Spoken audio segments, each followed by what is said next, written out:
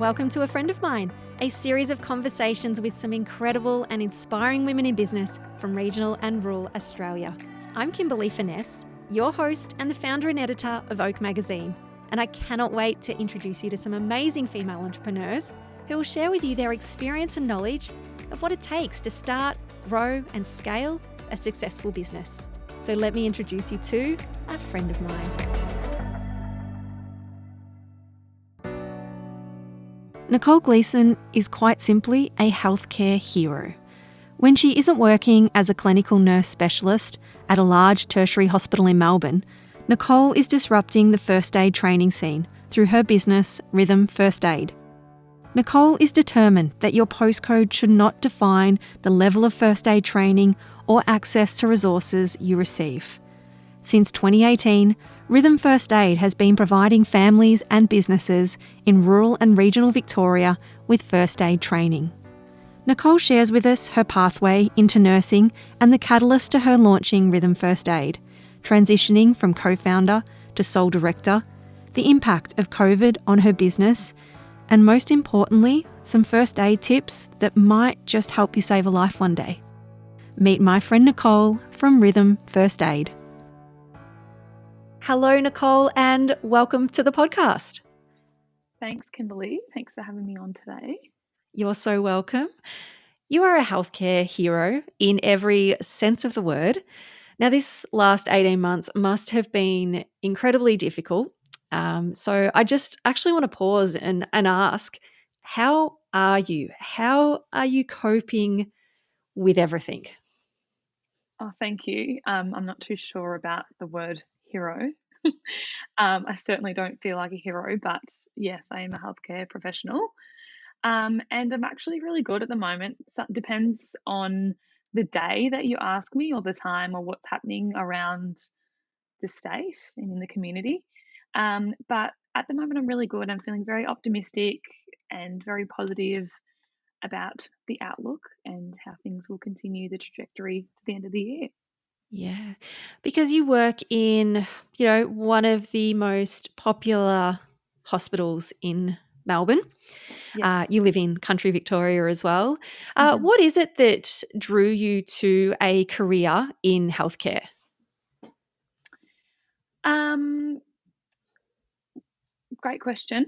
My mum was a nurse, so I'm a registered nurse. And when people used to always ask me, Nicole, what will you do when you grow up, or what do you want to do when you finish school? People would always say, will you follow in your mum's footsteps to be a nurse? And I always thought, no way, absolutely not. When I saw blood, I thought, not for me, yuck.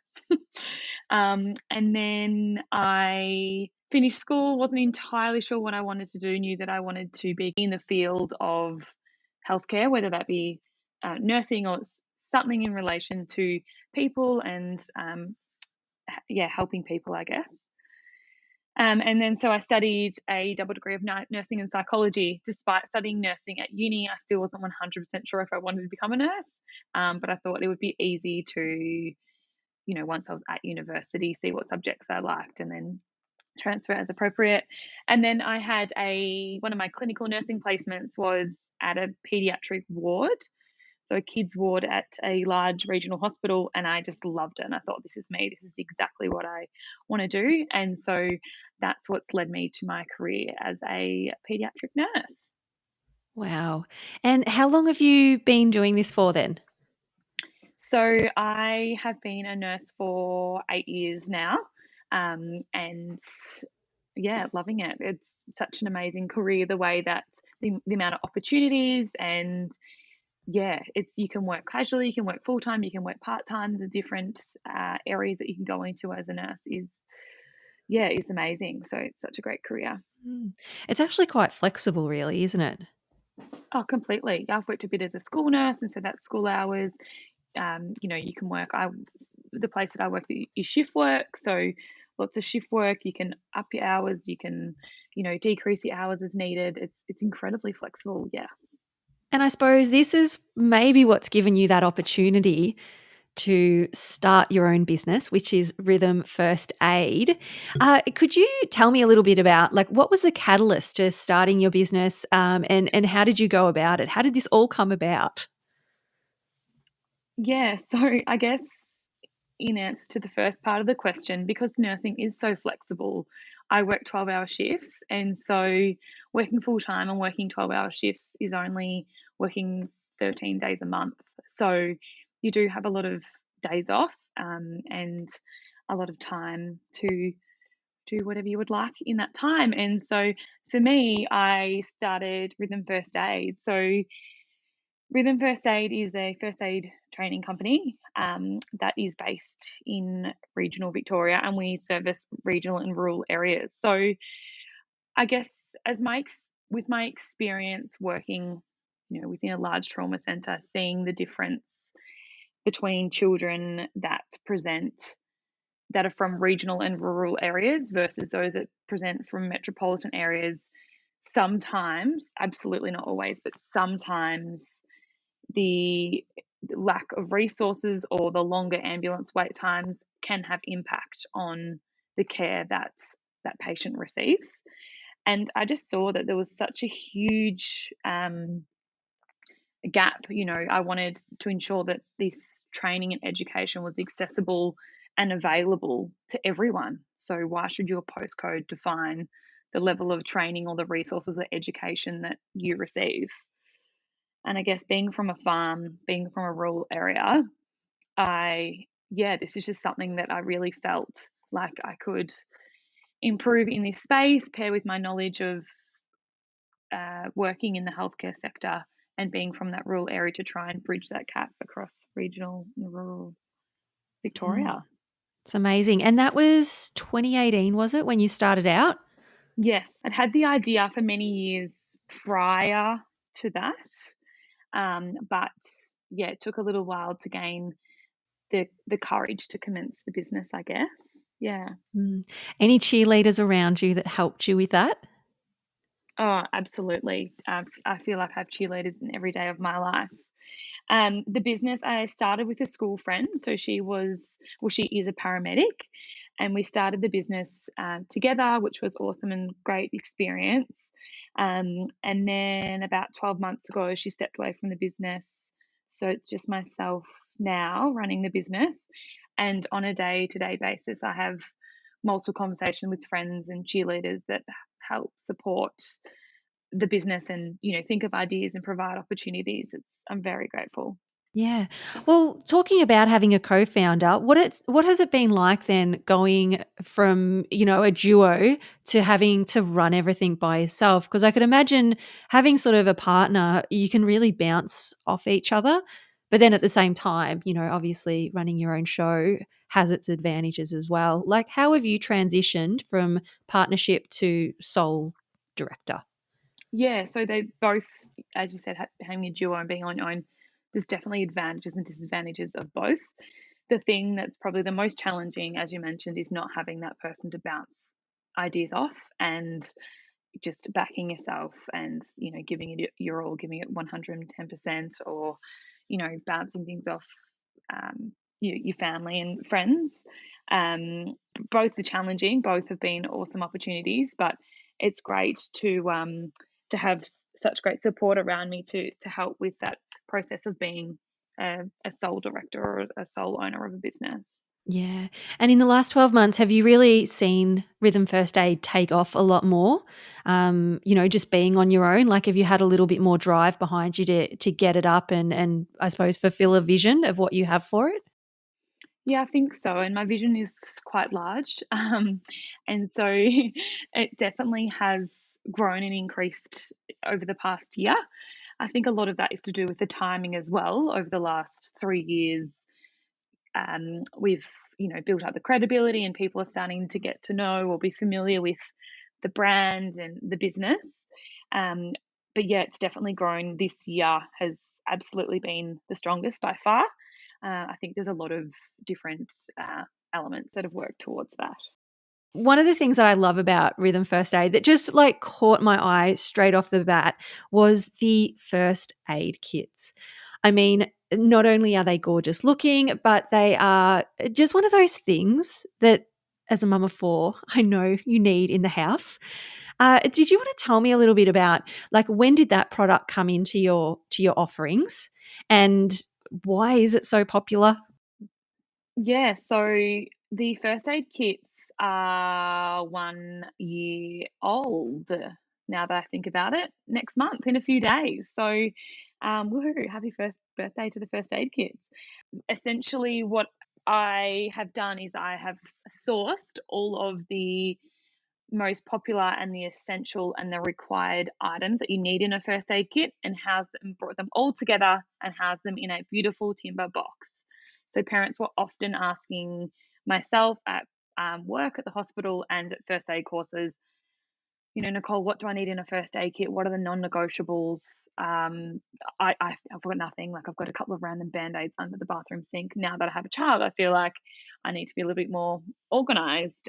So we sourced a wonderful manufacturer, I guess. So the people that make the timber boxes are local in Bendigo, and they are fantastic. They've helped with me develop the size and the way that the timber boxes work.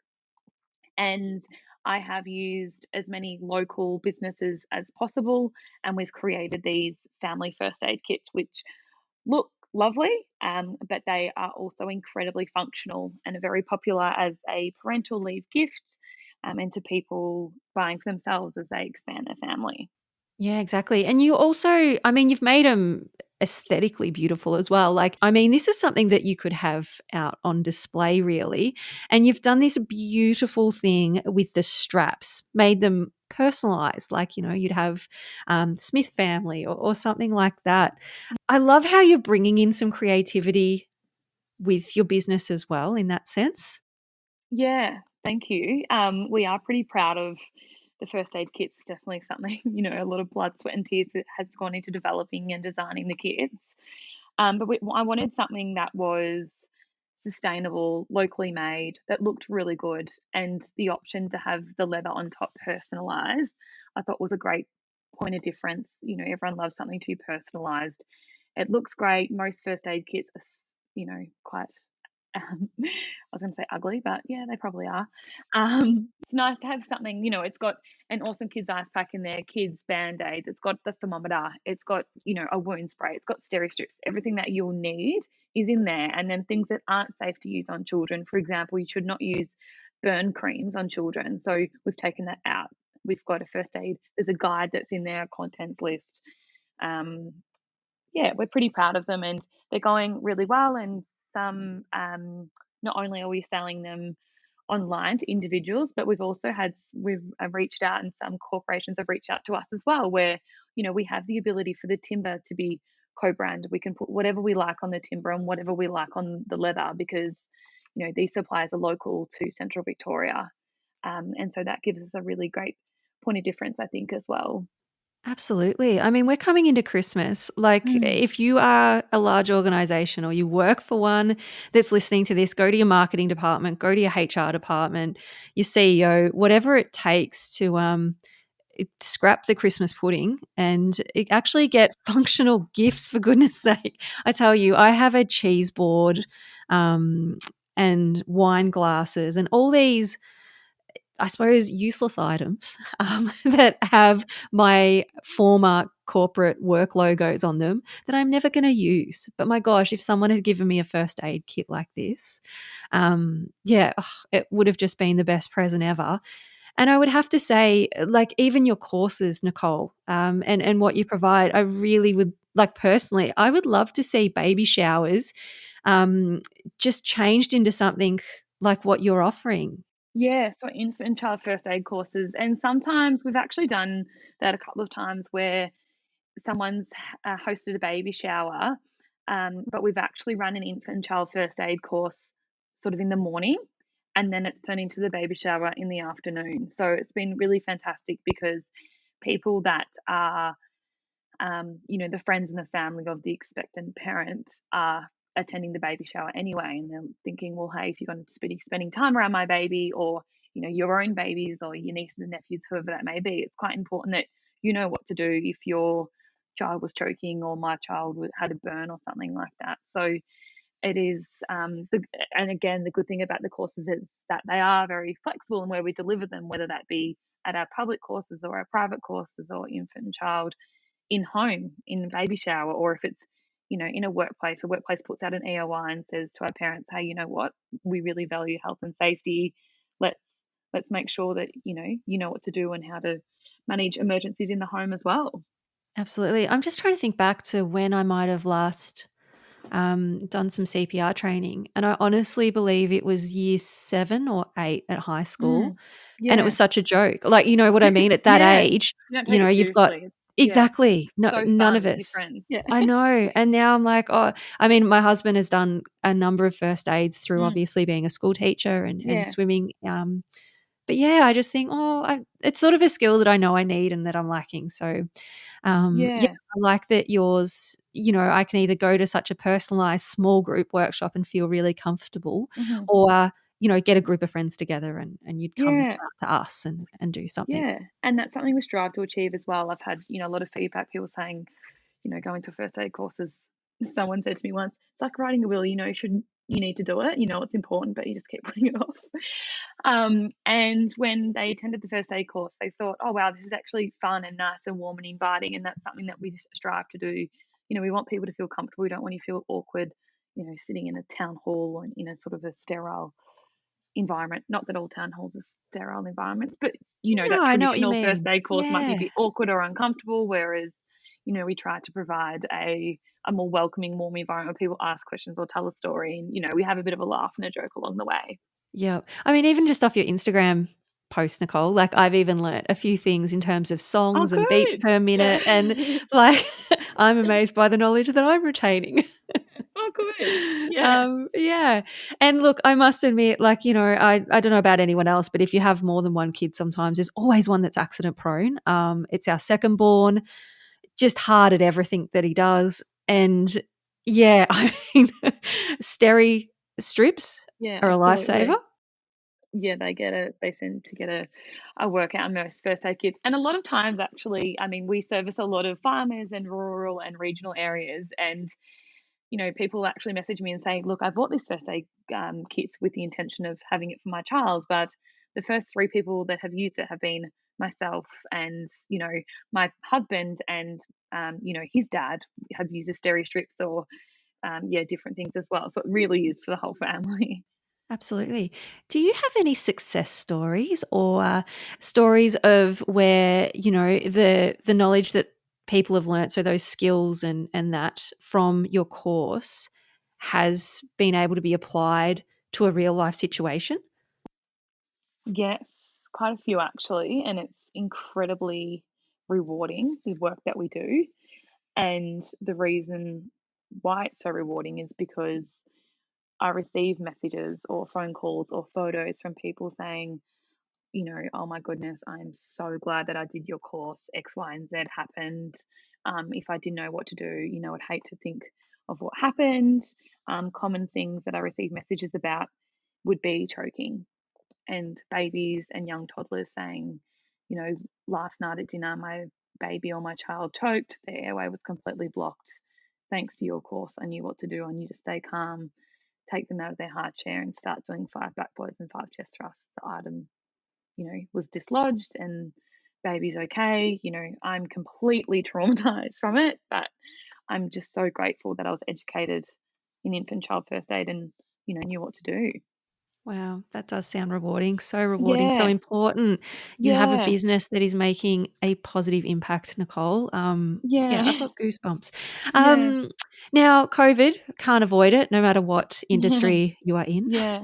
Yeah. What's the impact been like on your business? Yeah. So it's definitely been a roller coaster, the same as every single person. Initially, it was all right. I thought, oh gosh, I can catch my tail here a little bit, trying to improve a few things from the back end, with help roll out an online store with the administration. But then it became incredibly mundane with the rescheduling of the courses, postponing, but then we'd be rescheduling courses into 2 months. But that was already booked out because we already had a hangover from the past lockdown. and it just became really, really challenging to continue to book in these courses in an already tight schedule where I still work part-time at the hospital, so trying to juggle my hospital shifts as well. So that was very challenging. And I think that in terms of the health and safety of people, I think there was obviously a reduction in a lot of face-to-face consults.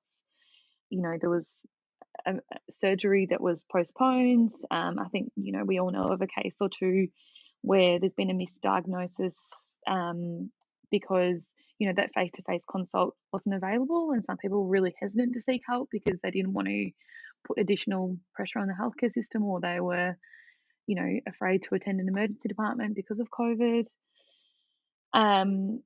So yeah, there definitely has been some disadvantages, I guess. But at the same time, all completely necessary to ensure that the healthcare system was able to manage and wasn't completely overloaded. And as a positive outcome, everyone's great at hand hygiene now. Oh, absolutely. Yeah, I think my boys can attest to that, even Yes, just learning to washing wash their their hands hands. after the toilet. Yeah, Yeah, it's yeah. amazing. Now, Yeah. you've already given me actually a couple of tips as we've had this conversation, but I thought we might actually hone in on a few if that's okay, like maybe some summer related stuff. The first one for me that comes to mind is snakes. Could you give us some tips about how to deal with a snake bite? Yeah, absolutely. So, yeah, great timing coming up to summer. I've actually seen a few snakes around the farm Ugh, already this year. gross. I'm sure that some people's skin will be, crawling. Um, so first and foremost, try not to get bitten by snakes. So try and make sure you're wearing closed shoes. Don't, never walk through long grass because it can be hard to see the snakes. But if you were to be bitten by a snake, make sure that you stay still. And so staying still is incredibly important. And the reason why it's so important is because when you're bitten by a snake, when the venom enters the body, so the snake bites you and the venom goes into your lymphatic system. And so it's a common myth, or people think that the venom is injected into the bloodstream, but that's incorrect. So it goes into the lymphatic system. And your lymphatic fluid only moves around your body when you move. When you move around your muscles, the lymphatic fluid moves around. So if you remain really, really still, the spread of the venom is really reduced. And then by applying the snake bite first aid, which is a crepe bandage over and over and over and over around the bite site, and then applying a pressure immobilization bandage or a compression bandage from the extremity all the way in. So if you're bitten by on your ankle, which is commonly where we see snake bites, you would start at your ankle with this really tight bandage and bandage all the way up towards your hip. And then the number one important thing, like I said, is to remain still. Put the snake bite bandage on so the legs under pressure, and then immobilize, so keep the legs really still and calling for help. Well, I hope I don't have to use that one. No, I Snakes, hope not yeah, either. I've got to think. Ugh, I don't like them. That's the nicest way I can say it. Yeah, yeah. Um, the other one I was thinking, Mm, camping. We're all yes. moving around a little bit Mhm. more, which is Yes. fantastic. Hopefully. Yeah. Oh, I know, hopefully. I mean, we're here in Vic, aren't we? Yes. Everything opens up this weekend for Mm. Metro coming into Yes. regional. I think lots So of good. people will do that camping thing, get out back into nature, especially if you've lived in Metro and been in lockdown. I mean, you're probably just craving fresh air and wide open spaces. Burns. I mean, they happen near the campfires or even at home, that accidental grabbing something off the stove or grabbing something that's hot. What's the best way to deal with a burn? Yeah, so all types of burns, whether that's scald or hot water or a flame burn, contact burn, whatever it may be, the first aid management for a burn is running that burn under cool running water for 20 minutes. So the water doesn't need to be freezing cold, definitely needs to be cool. And that running the burn under 20 minutes of water is incredibly important. So that actually stops the burns process, and that's what provides the skin with the best possible outcome. Yep. So 20 minutes is the key number, though. Yes, yes. Has to be. So Yep. there's no benefit in doing any more than 20 minutes, but you absolutely need to do 20 minutes. So if Yep. it was a really severe burn, you'd be calling an ambulance, but you may as well start your 20 minutes of cooling at Mm. home whilst the ambulance is on the way. Yep. And in terms of old wives' tales, we're not listening to Nan tell us to put butter on it or anything like that. Oh, hilarious. It comes up in courses all the time. It's such an old wives' tale. Butter on burns. Definitely no butter on burns. I've seen in my experience patients or people that have put toothpaste on burns, egg whites, milk, such random things. And so you should never even put ice on burns either. That can cause more damage. Just cool running water for 20 minutes. The only time that you should ever consider using a burn gel or a burn cream is if there's no access to running water. But most places where you are, you could have running water, whether, if you're camping, that could be a garden hose or something like that. Yeah. And last one, if you have a drowning or you have pulled someone out of the water, what do you do? Is it CPR? What does that look hmm like? Yeah. hmm Yeah, so for drowning, in all first aid situations, you should follow something called doctors ABCD. So where you're checking for dangers, checking for a response, you're sending for help, so you're yelling out to people, you're calling 000, checking the airway, checking if they're breathing, and then the C is commencing CPR. So someone that's pulled out of water. So lots of people when they think about drowning, think about the ocean or pools or lakes or rivers, but keeping in mind that a child could drown in a few centimeters of water. So that could be in buckets in backyards. Please make sure you never have buckets, in the upright. Always make sure buckets are tipped down because they are a drowning hazard. Dams, troughs, ponds, like bird baths, they're all drowning hazards. But what you would do is you absolutely call 000 and you would need to start CPR. So you could give 2 rescue breaths, like mouth to mouth breaths, if you knew the person or you felt comfortable to do that. Otherwise, you'd be performing compressions, so pushing down hard and fast on the chest, a third of the chest wall down, compressing at 120 times per minute, or to the song of Baby Shark, to the We all beat know of that song. Baby Shark. Yep. Unfortunately, hope I haven't put it in your head for the rest of the day. But yeah, to Baby Shark, calling 000. If there's a defibrillator available, you'd be retrieving that and popping it on. Yeah. Now I know that everyone's listening to this via audio, and if even then you're like, "Oh, that's really good tips, but I'm still not sure what Nicole's talking about." This is that little push for you to book in a course and have the hands-on experience and understand exactly what beats per minute, how hard to compress, where, hmm all of that. So, Yeah, Rhythm First no, Aid people. yeah, There's a website, there's Insta, there's Facebook. You will find it. Google, amazing, book it in. It's a great Christmas present. If you got Kris it is. Kringle Yeah, for we've your got family. vouchers. Yep, absolutely. It is Yeah. a good, and it's something that then, like you're saying, a lot of people just need that sort of push or that reminder. And from my experience of working in the hospital and being in the community as well, it is incredibly important that you know what to do and that you can act in a calm, appropriate manner with those first aid knowledge and skills in these emergency situations. Yeah. What excites you about the future of Rhythm First Aid? Everything, every element, I guess.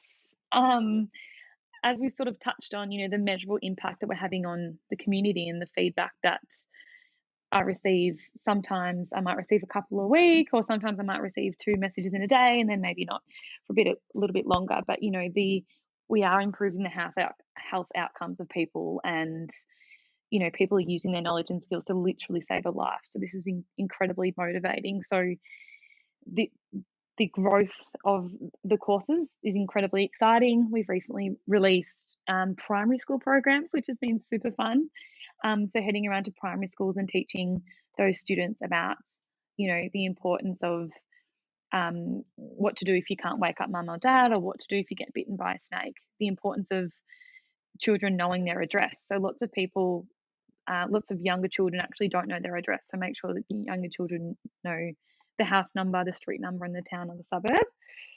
So it's been really fun delivering those primary school programs. We have secondary school programs, we have corporate programs. So from a courses perspective, there's a lot on my radar, I guess, that we continue to working on next year.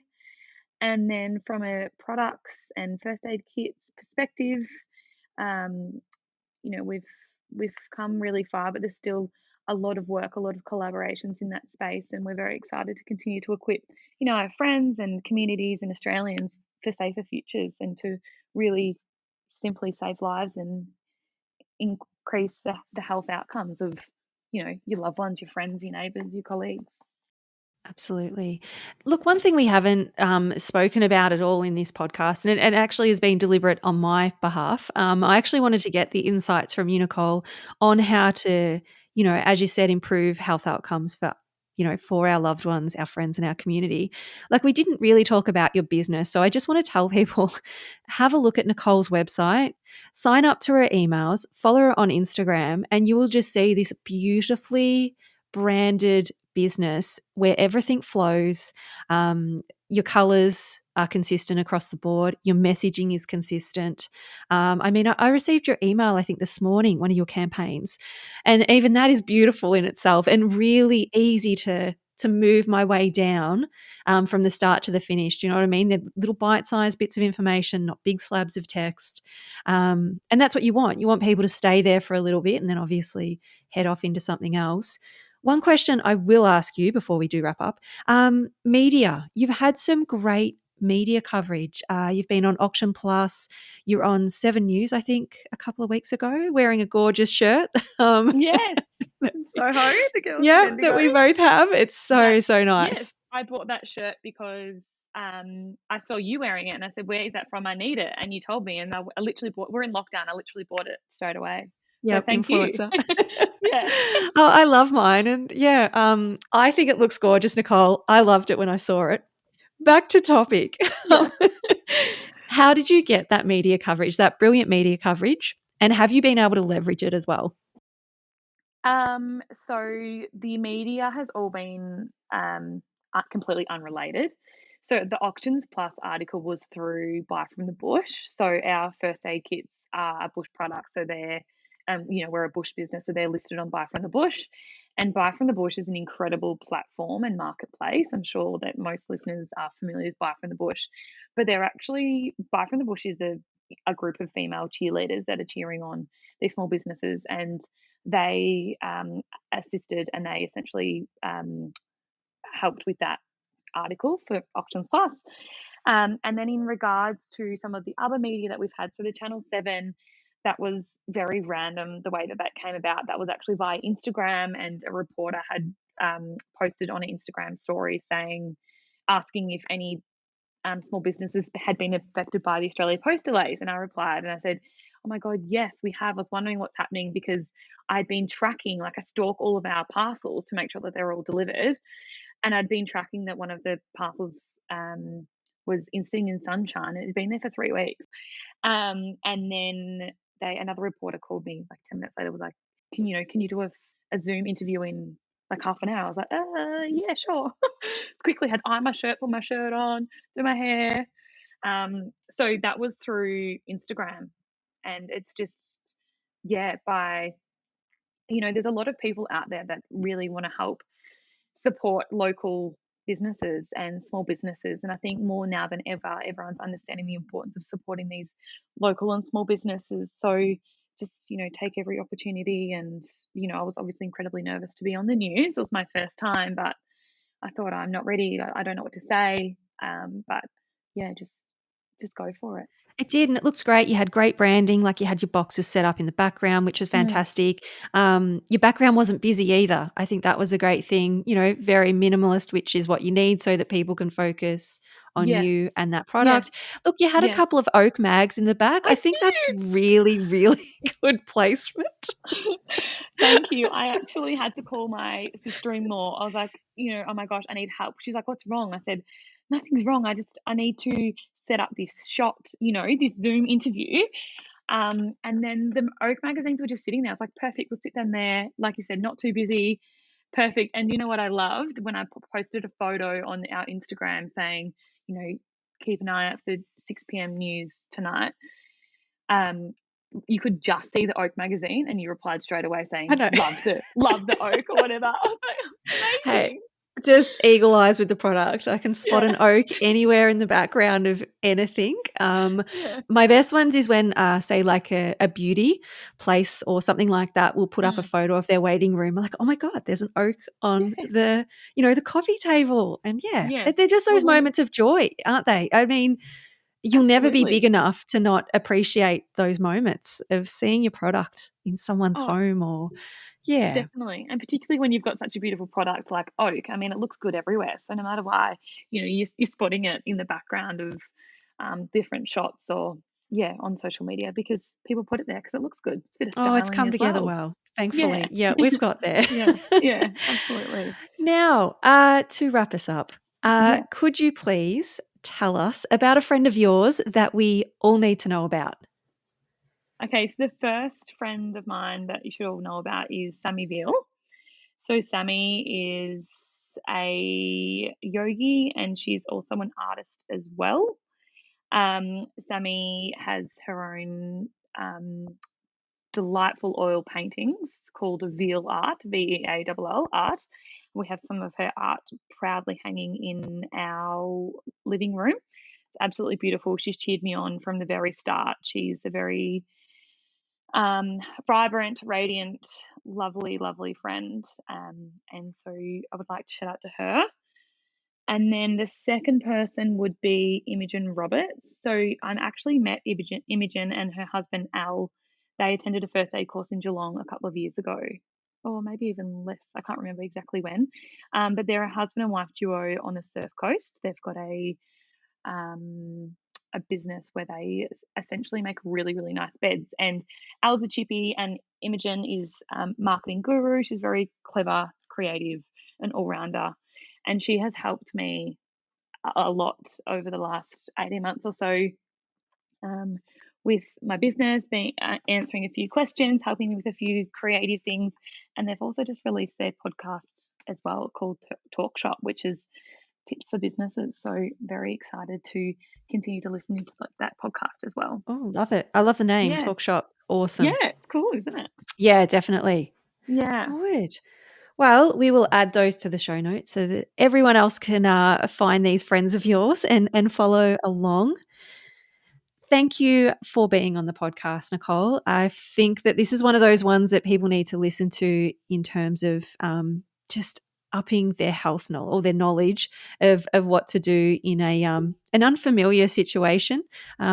Yeah, sometimes a life-threatening one. And I think the more confidence we can all have going into these situations is better, and try and remain calm. I mean, that's easier said than done.